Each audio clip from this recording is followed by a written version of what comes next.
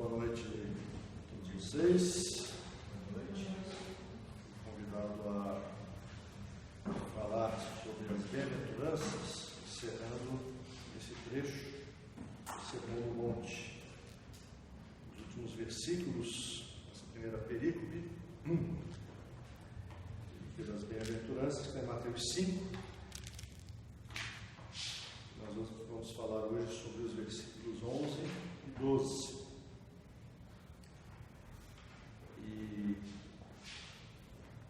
convém notar que, obviamente, vocês têm estudado sobre as bem-aventuranças e sabem que todo o Sermão do Monte é uma proposta contracultural, uma proposta que Jesus faz de sermos diferentes. Ele está revitalizando e atualizando as instruções que Deus já tinha dado na Torá.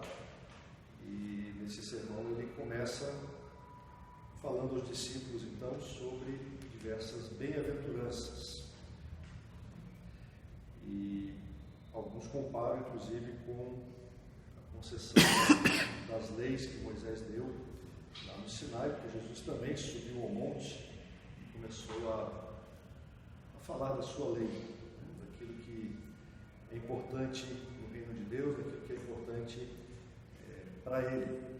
Mas, obviamente, a gente sabe que essa lei não é uma lei que justifica para a salvação, mas é uma lei que nos santifica. Os reformadores já tinham dito já falavam sobre isso, os puritanos também, que, na verdade, a lei ela nos mostra que nós não conseguimos alcançar o padrão de Deus e ela nos leva até Cristo, onde nós encontramos justificação. Mas os reformadores já diziam que Cristo nos manda de volta para a lei, para nos santificarmos através do cumprimento dela. E essas bem-aventuranças são o começo de um padrão que alguns dizem que é impossível de ser alcançado. O padrão de ética do reino, o padrão daquilo que a gente deve fazer para obedecer ao nosso Deus. Então vamos ler, não sei se todos aqui usam a mesma versão, então acho que eu lerei na versão Almeida, os versículos 11 e 12, do capítulo 5 de Mateus. Eles dizem assim: Bem-aventurados sois quando por minha causa vos injuriarem e vos perseguirem, e mentindo disserem todo mal contra vós. Regozijai-vos e exultai, porque é grande o vosso galardão nos céus, pois assim perseguiram os profetas que viveram antes de vós. Então esse trecho é um trecho de bem-aventuranças em que Jesus começa a falar que essas pessoas que têm passado por várias aflições e algumas sendo afligidas e outras estendendo o amor de Deus para o próximo, elas são bem-aventuradas. Nós temos antes desses versículos 8 bem-aventuranças que apresentam diversas características daquilo que Deus quer para nós. E nas primeiras 4, Jesus fala de pessoas que são humilhadas e caídas e Ele as levanta. Em outras 3 bem-aventuranças, Jesus envia essas pessoas ao mundo para que elas ajam e elas façam diferença. Mas na última bem-aventurança das 8, a 8ª e essa 9ª, que está nos versículos 11 e 12, ele reconhece que o mundo não aceita esses missionários e começa a persegui-los. Acho que o versículo 10 também fala dos perseguidos por causa da justiça. Mas esse texto nos dá algumas diretrizes de como a gente deve agir quando nós sofremos a perseguição. É importante a gente notar ainda um caráter introdutório em relação a esse texto, que esses versículos 11 e 12, eles são versículos de transição. Por que são de transição? Porque eles não se adequam ao padrão das outras bem-aventuranças. As outras 8 bem-aventuranças são faladas na terceira pessoa e são curtas. Elas enfatizam uma característica e apresentam uma recompensa ou uma bênção que vai alcançar aqueles que têm essa característica. Já que no versículo 11 e 12 nós temos um texto mais complexo e que muda para a segunda pessoa. Jesus começa a se direcionar agora aos discípulos. Antes ele estava falando de uma maneira pouco mais geral, e agora ele diz: bem-aventurados sois.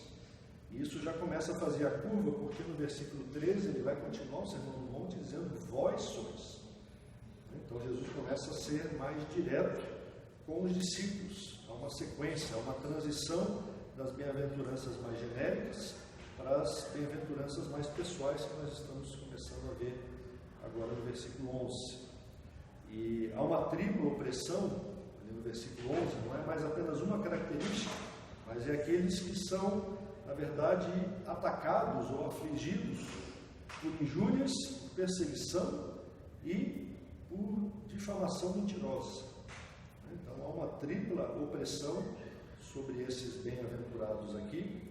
Há uma ordem sobre o que nós devemos fazer em reação. Essa ordem não há nas outras bem-aventuranças, mas nessa, no versículo 12, a gente tem a ordem de nos regozijarmos e exultarmos.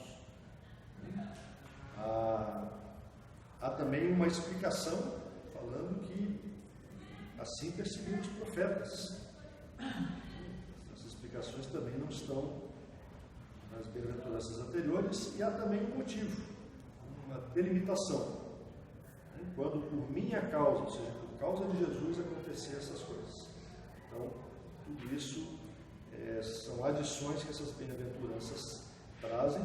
Então, as bem-aventuranças anteriores estão falando de situações que já eram predominantes na vida das pessoas, e agora Jesus está falando de algo que pode acontecer e que virá a acontecer, como ele vai falar em outros textos, que é a perseguição por causa de Jesus. E coloca, inclusive, no futuro, e fala do galardão que teremos lá nos céus. Então, esse realmente é um texto que faz uma transição aqui no Sermão do Monte. O foco não está realmente em quem está nos perseguindo. Outros textos, talvez os Lamentos, nos Salmos e alguns outros textos vão falar um pouquinho mais do perseguidor. Mas aqui, a questão não é quem está nos perseguindo. A questão é por que nós estamos sendo perseguidos. Por isso que esse por minha causa está logo no começo, porque essa é a ênfase de Jesus. Quando vocês, por minha causa, forem injuriados, perseguidos e difamados, então vocês devem se regozijar. E, na verdade, os cristãos primitivos, vocês bem sabem, devem saber, né? Foram perseguidos por vários motivos. Eles eram declarados como ateus, incrivelmente, né? Mas os cristãos primitivos eram considerados ateus pela sociedade da época, porque eles não adoravam os deuses vigentes na sociedade. Eles eram contra a total adoração aos ídolos e adoração aos deuses que estavam lá, e por isso o povo considerava que eles eram ateus. O Deus deles não era visível. Eles eram considerados imorais, porque eles costumavam fazer festas ágape, festas de amor, em que todos eles diziam que se amavam, e eles achavam, obviamente baseados nos seus próprios padrões imorais, que os cristãos costumavam fazer orgias secretas, né, de muito amor e um amor livre. Eles eram considerados rebeldes, porque eles não consideravam César como Senhor. Eles diziam que eles tinham outro Senhor. E eram considerados, inclusive, canibais, porque tomavam o sangue de Jesus e comiam o corpo desse Jesus morto. Então, as pessoas olhavam horrorizadas para os cristãos. Elas não tinham noção de que seita, que coisa maligna é essa que está surgindo, que essas pessoas são muito estranhas e, portanto, elas perseguiram essas pessoas que eram um elemento não desejado na sociedade delas. Mas fica a grande pergunta para nós hoje, embora a gente saiba que há perseguição em muitos países, mas um dos grandes pontos para a gente refletir hoje é de que maneira nós somos perseguidos hoje. E será que nós somos perseguidos hoje? Porque eu creio que é necessário a gente contextualizar também para a nossa realidade, para a nossa cultura. Então, a gente tem que começar a pensar sobre essa questão da perseguição, e ao pensar na perseguição, ao pensar em que nós podemos também sofrer perseguição no nosso país, nós temos que pensar principalmente nas possíveis reações que nós temos a essa perseguição. Vamos comentar comentar depois sobre os tipos de reação, os tipos de perseguição, chama-se refletir sobre que tipo de perseguição a gente pode ter nessa nossa realidade brasileira. Mas certamente o ponto central desse texto, que está no versículo 12, é a ordem imperativa de Jesus, que nós devemos nos regozijar e exultar. Regozijar e exultar porque nós estamos sendo perseguidos. Isso é muito fácil de falar quando a gente não está sendo perseguido. Mas quando a gente começa a ser perseguido, a gente não costuma se alegrar com o assunto. Talvez a gente consiga se resignar, porque sabe que não pode fazer nada contra. Os cristãos que vivem em países da igreja perseguida sabem que não pode lutar contra todo esse sistema. Eles, muitas vezes, apenas se resignam a ficar escondidos, a se reunir nas catacumbas modernas, nos lugares secretos, porque eles sabem que não podem fazer nada a respeito. Essa é uma resignação incapaz, mas Jesus está dizendo que essa é uma reação errada. A nossa reação à perseguição não é de resignação, muito menos é de uma retaliação irada. Não adianta a gente tentar devolver a perseguição da mesma moeda e tentar retaliar, perseguir os perseguidores ou tentando matar os perseguidores. Eu creio que talvez para alguns seja mais fácil cair numa autocomiseração. Essa seria uma outra reação errada. Se achar perseguido e injustiçado e ficar pensando na sua própria situação e lamentando a sua situação.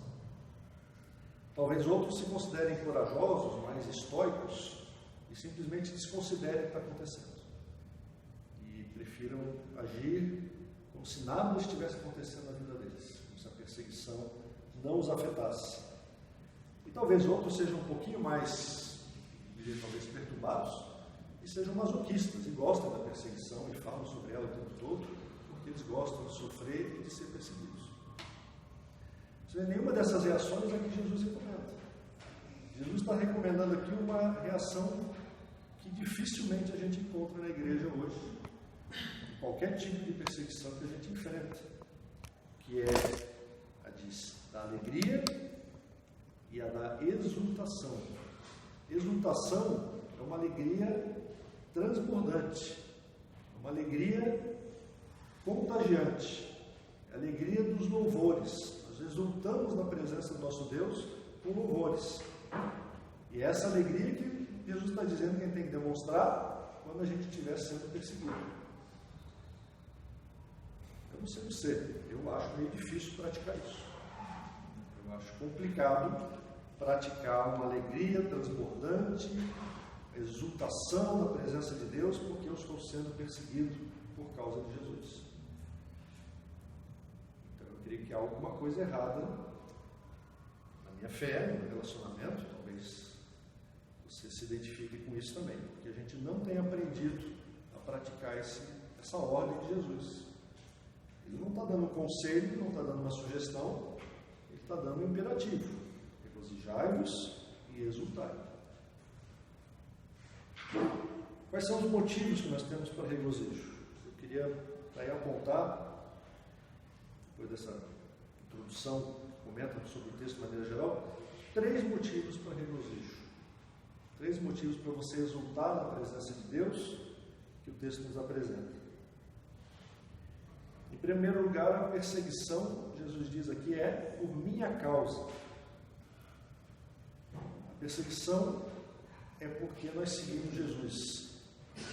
Por isso a perseguição, ela fortalece o nosso amor por Cristo. Ela permite que a gente faça essa escolha entre Deus e o mundo. E sempre que você é perseguido, você vai precisar se posicionar. E você vai se apegar mais ao amor que você tem por Deus, por Cristo. A menos que você se posicione por outros motivos ou por questões erradas. Mas é uma experiência comum, eu imagino, a muitos, especialmente aqueles que cresceram na igreja, serem, de uma certa maneira, perseguidos ou difamados ou zombados pelos colegas na escola. Eu cresci já dentro da igreja, desde criança, e certamente fui muito zombado porque não fazia certas coisas, porque não falava certas coisas, porque não gostava de certos assuntos, certas piadas, e meus colegas constantemente zombavam, às vezes difamavam, às vezes injuriavam, e era uma espécie de perseguição. Não sei bem como é que estão as coisas na escola hoje, né? Se essas coisas ainda continuam. Hoje se prega muita tolerância, a tolerância que não é muito com relação aos cristãos, né? A tolerância com relação a tudo mais. Os cristãos em geral não são muito tolerados, continuam sendo perseguidos. Mas eu devo dizer que toda essa minha experiência de ser perseguido, eu não me lembro, pelo menos, de ter exultado e regozijado, né, por todas essas zombarias e perseguições. Quando você é jogado de lado, você é ostracizado, né, você é banido do grupinho, porque você tem outro padrão. Né? Quando todo mundo sai para uma festa e você diz, você é careta. Você não faz as coisas que a gente quer que você faça. Né? Você não quer fazer as coisas que a gente vai fazer. Né? Quando as pessoas sempre estão saindo juntos e fazendo coisas juntos, e você tem que fazer a escolha. Você tem que pensar se você ama a Cristo, se você quer manter esse padrão, ou se você vai fazer uma concessão. Até onde você vai? Então, o que você pode fazer? Quer dizer que você não possa participar de uma festa, mas tudo depende do que está acontecendo nessa festa, né? Até onde você vai comprometer a sua fé. Então a gente tem, de uma certa maneira, pelo menos, eu acredito que a gente tem ainda um pouquinho de perseguição. Por quê? Porque há padrões diferentes. Isso é uma coisa que sempre teve. O salmista já falava sobre isso. Se você quiser anotar alguns textos, gosto sempre de me espalhar pela Bíblia e citar muitos textos. Estão lá no Salmo 44, 22. O salmista já diz: por amor de ti somos entregues à morte continuamente. Paulo vai citar isso depois. Salmo 69, de 7 a 12, ele fala de várias perseguições. Ele diz: tenho suportado afrontas por amor de ti. As injúrias dos que te ultrajam caem sobre mim. O salmista estava sofrendo porque Deus estava sendo injuriado. Então não é uma coisa recente, não é uma coisa do século XX ou do século XXI. É uma coisa que já tem desde que o pecado apareceu na terra. E nós temos aqueles que seguem a Deus, e nós temos aqueles que não querem seguir a Deus. Certamente Noé deve ter escutado não poucas injúrias no seu projeto maluco de fazer uma arca quando não havia nem chuva, né, e querer seguir a palavra de Deus. Então, isso é uma coisa antiga, e Jesus já tinha dito: sereis odiados de todos por causa do meu nome. Né, um pouco mais adiante no Evangelho de Mateus. Pedro vai falar várias vezes sobre essa questão do sofrimento. Né? Em 1 Pedro 4,13 ele diz: alegrai-vos na medida que sois comparticipantes dos sofrimentos de Cristo. Então ele está repetindo essa bem-aventurança, essa ordem de Jesus, dizendo que quando nós sofremos por causa de Cristo, nós nos tornamos coparticipantes. Obviamente, não precisa nem falar, não em nenhum aspecto salvífico, porque os sofrimentos de Cristo trazem redenção às nossas vidas. Mas nós nos tornamos coparticipantes no sentido de, junto com Ele, nós estamos sofrendo, porque nós defendemos o padrão de Deus, nós estamos nos posicionando do lado de Deus, e com isso nós sofremos a opressão do mundo. O versículo seguinte de Pedro, 1 Pedro 4,14, diz que se pelo nome de Cristo sois injuriados, bem-aventurados sois. Ele repete as questões da bem-aventurança de Jesus, e ele diz: porque sobre vós repousa o Espírito da glória de Deus. Ele complementa essa bem-aventurança, dizendo que quando nós somos perseguidos, o Espírito da glória de Deus repousa sobre nós. E ele ainda fala no 2,19: isso é grato que alguém suporte tristezas, sofrendo injustamente por motivo da sua consciência para com Deus. Talvez isso fale um pouco mais de perto a nossa situação. Talvez nós não tenhamos pessoas com armas nos perseguindo, nós não tenhamos problemas para nos reunir, celebrar um culto de louvor a Deus. Graças a Deus por isso, queria agradecer a todo momento por essa liberdade que nós temos no nosso país, porque a gente sabe que muitos irmãos não têm nem essa oportunidade de se juntar para estudar a Bíblia e de louvar a Deus. Mas nós somos perseguidos, muitas vezes, por motivos de consciência. É interessante esse texto de Pedro, porque a nossa consciência nos leva a sermos perseguidos. Porque se você ama Cristo, se você se posiciona dizendo que você é do lado de Cristo, por causa de Cristo, por causa do padrão de Deus, a sua consciência vai levar você a ser perseguido. Porque você vai deixar de fazer certas coisas e você vai fazer outras coisas que a grande maioria das pessoas na sociedade não está fazendo. Por exemplo, você vai ser honesto por causa da sua consciência. Por motivo de consciência, você vai dizer: eu vou pagar os meus impostos, eu vou emitir a nota fiscal na minha lojinha, mesmo que todo mundo não esteja fazendo isso, mesmo que dê para dar um jeito, mas eu vou ser honesto. Por quê? Porque eu quero seguir o padrão de Deus. E por causa do padrão de Deus, você vai ser perseguido. Talvez com a difamação dos outros comerciantes que estão dizendo que cara, você vai estragar tudo aqui, você vai fazer o pessoal perceber que nós não estamos fazendo. Você está dando nota fiscal, eles vão perceber que nós não estamos dando nota fiscal. Você vai abrir os olhos dos clientes. Aquele recibinho, tanta loja que você vai que dá um pedido de recibo, um pedido de ordem de pedido. Isso não é nota fiscal. Tem muita gente que entrega um papel para você, todo preenchidinho, e você quer ser fiel, você vai fazer as coisas corretas, e você vai ser perseguido pelos outros comerciantes. Talvez você seja perseguido pelo governo na forma dos impostos abusivos que o nosso governo cobra. Falei, isso mesmo, o imposto cobra impostos abusivos. Por quê? Porque como a maioria, ou grande parte, ou talvez uma parte, não sei qual é a estatística correta, do nosso povo sonega, é necessário tributar excessivamente para que consiga-se arrecadar impostos suficientes para gerir a nação. Mas daí a pessoa que é honesta, ela acaba sendo perseguida pela sua honestidade, porque ela vai pagar os tributos excessivos que os outros não estão pagando. Então, talvez até não pagar impostos você seja perseguido, porque você é honesto, porque você se comprometeu com a causa de Cristo. Então, por causa de Cristo, por minha causa, você vai ser perseguido. E Jesus fala no sermão dele lá em João 15, da videira, ele diz: não sois do mundo, pelo contrário, dele vos escolhi, por isso o mundo vos odeia. Então Jesus claramente já tinha avisado que nós vamos ter problema no mundo porque nós não temos o padrão do mundo. Duas ou três derivações rápidas dessa questão do nosso amor por Cristo. Primeiro, nós devemos ser cautelosos quando não há perseguição. Paulo é muito enfático lá em 2 Timóteo 3,12. Ele diz que todos quantos querem viver piedosamente em Cristo Jesus serão perseguidos. Então, se você não está sendo perseguido, talvez você não esteja vivendo piedosamente em Cristo Jesus.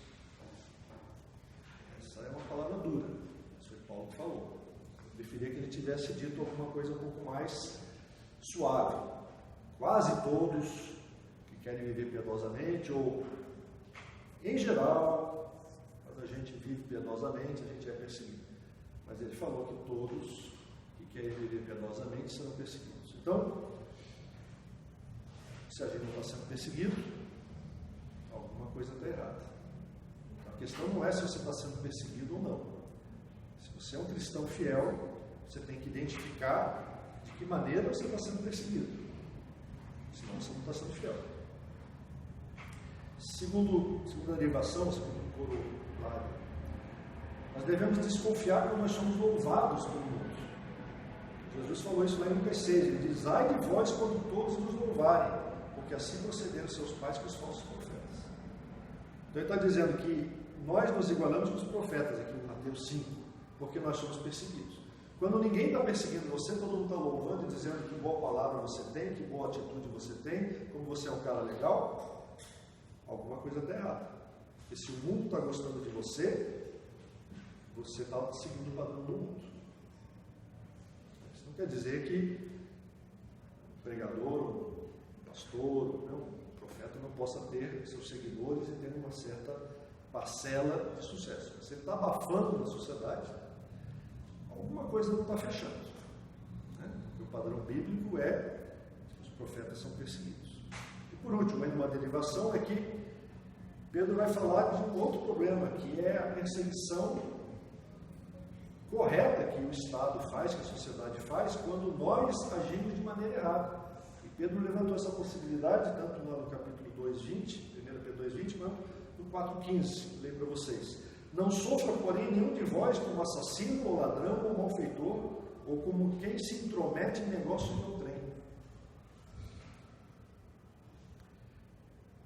Então Pedro está dizendo que nós, muitas vezes, como cristãos, nós fazemos coisas erradas. E daí nós sofremos pelas coisas erradas. Isso não é perseguição. Isso não é perseguição por causa de Cristo. Isso é perseguição porque você fez coisa errada.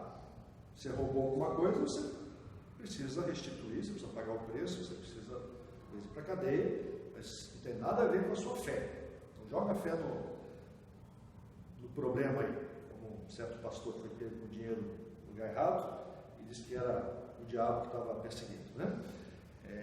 Não, ele estava infringindo leis claras de alfândega, de entrada de levar dinheiro para o exterior, né? E não tinha nada a ver com batalha espiritual. Então, muito simplesmente a ver com honestidade. Né? Quando você age honestamente, pode vir a batalha espiritual e ela certamente vai vir, mas em geral a gente tem que cuidar então para perceber os tipos de perseguição que acontecem na nossa vida. Ela deve ocorrer. Se ela não está ocorrendo e nós somos louvados, alguma coisa está errada. E se ela está ocorrendo pelos motivos errados, pela nossa infidelidade ou desonestidade, ela também está errada. Mas Jesus fala ainda, aqui no versículo 12, que a gente deve se regozijar e exultar, porque assim perseguiram os profetas. Então, além do nosso amor por Cristo, o segundo motivo de regozijo é que a perseguição fortalece a nossa fé. Nossa fé na palavra de Deus. Os profetas foram perseguidos por causa da sua adesão, da sua aderência à palavra de Deus. Eles creram naquilo que Deus estava falando, e obviamente a sociedade da época deles, o povo de Deus na época deles, não quis ouvi-los, não queria aceitar essa palavra, e por isso os perseguiu. E muitas vezes, quando você toma essa postura de dizer, eu creio na palavra de Deus, e eu vou ficar com a palavra de Deus, você vai sofrer esse tipo de ataques, ofensas, perseguição, difamação, e algumas vezes isso vai levar você até a fraquejar, a duvidar de você mesmo, a pensar, será que eu realmente estou ouvindo a palavra de Deus? Será que eu estou sendo fiel à palavra de Deus? Quem já estudou e leu Jeremias, sabe que Jeremias passou por esses momentos de questionamento dele mesmo, de questionamento do próprio Deus, de dizer, Deus, o que está acontecendo? Porque eu falo, eu prego, e ninguém me ouve, e ninguém quer obedecer. E Jeremias chorou muito na presença de Deus, porque ele se sentia desencorajado com o que estava acontecendo. Calvino, ao comentar esse texto, ele fala que nós temos que ter coragem de ver a situação a partir da perspectiva de Deus. Mesmo quando os religiosos hipócritas estão dizendo que nós estamos errados. Quantos profetas a gente vê no Antigo Testamento que foram perseguidos, foram mandados calar a boca, foram mandados voltar para sua casa, porque os religiosos de plantão não queriam ouvir o que eles tinham para dizer. Jesus mesmo recebeu essa perseguição dos religiosos da sua época. Então, essa perseguição, ela fortalece a nossa fé, ela testa a genuinidade desse nosso compromisso com Deus. E Calvino comenta também sobre esse texto. Ele fala que aqui, realmente a Almeida traduz apenas como viveram antes de vós, mas o texto fala apenas aos profetas antes de nós, ou ante nós, diante de nós. Isso significa tanto na questão do tempo, quanto na questão da categoria. E ele comenta que nós estamos nessa mesma categoria. Eles estavam antes, mas nós estamos na continuação desse mesmo ministério. E por isso nós vamos ser perseguidos, porque nós estamos seguindo os passos deles. Duas derivações rapidinhas são que, primeiro, a perseguição gera um momento de avaliação na nossa vida. Uma maneira muito semelhante à provação. E aqueles que conhecem o texto lá de Deuteronômio 8, versículos 2 e 3, sabem claramente que Deus usa a provação para revelar o nosso coração, para fazer saber, para mostrar para nós e para as pessoas ao nosso redor o que está no nosso coração. E a perseguição é um momento desse de avaliação, porque você vai ter que se definir, você vai ter que se posicionar, e você com isso vai revelar o que está no seu coração. Uma outra derivação é que a perseguição ela é transformadora. Vários outros textos de Paulo e dos outros autores do Novo Testamento falam que a tribulação produz perseverança. A provação da vossa fé, Tiago fala no capítulo 1, uma vez confirmada, produz perseverança. Então, a perseguição é transformadora, porque ela vai nos levar a perceber a presença do Senhor no meio da fornalha, como a gente conhece na história lá de Daniel. Ela vai nos inserir na galeria da fé, e nós, junto com aqueles heróis da fé, nós vamos crer em Deus, apesar das circunstâncias, contra as circunstâncias. E essa nuvem de testemunhas lá de Hebreus nos encoraja, então, a prosseguirmos. Então, a perseguição, ela fortalece a nossa fé, porque ela nos iguala com os profetas, ela nos permite essa avaliação e ela nos transforma, ela nos amadurece. Mas ainda em terceiro lugar, eu queria voltar ao texto de Mateus 5, quando Jesus diz aqui que regozijai-vos, exultai, porque é grande o vosso galardão nos céus. O terceiro motivo para nós nos regozijarmos e exultarmos é porque nós temos galardão nos céus. A perseguição fortalece a nossa esperança escatológica. Ela fortalece o nosso amor, a nossa fé, e ela fortalece a nossa esperança. Por quê? Porque nós temos essa certeza de que Deus é vitorioso. E nós esperamos esse momento, essa aparente derrota que nós temos diante do mundo, a perseguição do iníquo. O iníquo prospera e nós somos abalados, nós somos perseguidos, mas nós sabemos que essa aparente derrota faz parte de um projeto divino, de um movimento messiânico que vai ser retificado, vai ser corrigido no momento da vitória final, quando Jesus voltar para estabelecer todas as coisas no seu lugar. Então, a nossa esperança, ela se inflama no momento da perseguição, porque nós, através da perseguição, temos certeza dessa bênção futura. Paulo fala que os sofrimentos no tempo presente não podem ser comparados com a glória a ser revelada em nós. Romanos 8, 18. Em 2 Coríntios 4,17, ele diz que a nossa leve e momentânea tribulação produz para nós eterno peso de glória, acima de toda comparação. Nessas tribulações, por mais que a gente passe certas perseguições, certas provações, certas tribulações, elas devem alimentar a nossa esperança, a esperança daquele dia glorioso que a gente vai se livrar de todos esses problemas, vai poder contemplar o Cordeiro vitorioso que traz a bênção definitiva de Deus. Podemos ainda fazer umas derivações finais aqui nesse ponto de que, primeiro, essa perseguição fala de galardão, ela gera em nós a perspectiva, a expectativa, a esperança do galardão. Paulo vai falar no outro texto, em 1 Coríntios 3,8, que cada um vai receber o seu galardão segundo o seu próprio trabalho. Mas o galardão não é por mérito, diz Calvino no seu comentário, diz John Frame no seu livro da Doutrina da Vida Cristã. Por quê? Porque Deus vai dar galardões para quem trabalhou, para quem fez, mas segundo a sua própria graça. Não há uma proporção, não há um mérito, não há nada que a gente possa fazer que nos permita chegar na presença de Deus e exigir o nosso galardão. Porque o galardão é um presente de Deus. Jesus falou isso quando ele disse que por mais que você faça tudo o que Deus mandar, que você vai ser chamado é de servo inútil. Você fez apenas o que você precisava ter feito. Nada mais. Você está esperando o quê? Que o dono da casa agora saia do seu lugar e você sente ali, o dono te sirva, porque você foi um empregado obediente? Então, Jesus está dizendo, não, se a gente obedecesse tudo que ele mandou, nós chegaríamos a ser servos inúteis. E nesse diplomazinho a gente ganha. Nós somos servos abaixo de inúteis, porque nós não obedecemos. Então, Deus, na sua generosidade, na sua graça, Ele vai pegar esses servos menos que inúteis que somos nós e ainda vai nos dar galardões pelas poucas vezes que nós sofremos por causa do nome dEle, que nós somos perseguidos por causa do nome dEle, que nós nos apegamos à fé verdadeira e que nós esperamos a vinda dEle da maneira como Ele queria. Então, nós não devemos ter medo de desejar esse galardão.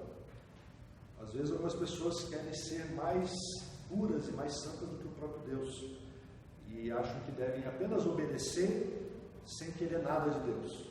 Mas Deus está prometendo, está dizendo, há um galardão para aqueles que forem perseguidos por minha causa. Não precisa desejar a perseguição, mas se você está sendo perseguido, você pode desejar o galardão de Deus, porque é uma promessa dele. Não há nada de errado em nos contentarmos com a promessa que Deus faz das recompensas. Segunda derivação ainda nesse ponto é que a perseguição permite que nós suportemos a nossa opressão presente. Lá em Hebreus o texto diz que o autor diz para os seus leitores: aceitastes com alegria o espólio dos vossos bens, tendo ciência de possuirdes vós mesmos patrimônio superior e durável. Não abandoneis, portanto, a vossa confiança, ela tem grande galardão. Os leitores, os crentes, a que essa carta é dirigida, estavam sofrendo o espólio dos bens. O governo estava tomando a renda deles, estava tomando os bens deles. Eles estavam sendo perseguidos.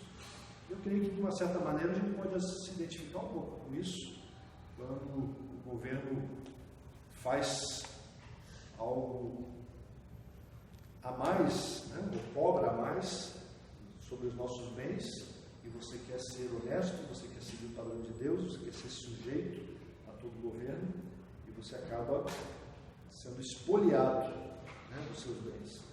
Ou talvez, em outra situação, você pode pensar que a gente é espoliado dos nossos bens quando a gente é assaltado no meio da rua. Quando o governo não provê segurança suficiente, e o mal que habita na nossa sociedade é tão grande que você perde seus bens porque você não tem como lutar contra esse mal. E Hebreus está falando de novo, aceitastes com alegria. E que não é uma coisa isolada de Mateus 5, mas é algo que percorre todas as escrituras. Nós temos que aceitar com alegria, nós temos que nos regozijar, nós temos que nos exultar e louvar a Deus por essas coisas acontecem. E fechando aqui como última derivação, por quê? Como o autor de Hebreus falou, porque nós temos certeza de possuir um patrimônio superior. Paulo vai continuar aquele texto em 2 Coríntios, no 4,18, dizendo que a perseguição, ela nos estimula a nós olharmos a melhorarmos a nossa visão, a realinharmos nossa visão, porque ele diz que nós somos perseguidos, e daí ele fala, não atentando nós nas coisas que se veem, mas nas que não se veem, porque as que se veem são temporais, as que não se veem são eternas. Então a perseguição, mesmo que seja a perseguição na forma de um assalto, ela serve para realinharmos nossa visão, para você começar a considerar que o importante não é o que você está vivendo agora nesse momento, em termos de bens, em termos de posses que você tem, mas é o que você está vivendo agora e plantando para a eternidade. O seu projeto de vida é um projeto eterno, de algo que Deus está construindo a partir de agora na sua vida, mas que vai durar toda a eternidade. Então, a gente pode, obviamente, deve ser cuidadoso com aquilo que a gente tem, devemos ser bons mordomos daquilo tudo que Deus nos dá, Mas a gente não precisa ficar apegado, não precisa ficar entristecido, muitas vezes por causa dessa perseguição, porque nós temos que atentar para as coisas que não se veem, para as coisas que não são temporais, mas que são eternas. Então, caros irmãos e irmãs, queria aplicar esse texto de uma maneira simples, queria pensar junto com vocês e levantar aqui uma possível aplicação de tudo isso que a gente conversou. Deus tem nos chamado a nos regozijarmos, então, no nosso amor, na nossa fé, na nossa esperança. Então eu peço a você que você reavalie a sua vida. Eu creio que essa é a palavra de Deus para nós, para vocês e para mim. Reavalie a sua vida e pense, você está sendo perseguido? Porque se você não está, uma coisa errada com a sua fidelidade. E se você é fiel, e se você ama a Deus, você está sendo perseguido. Porque o mundo nos odeia.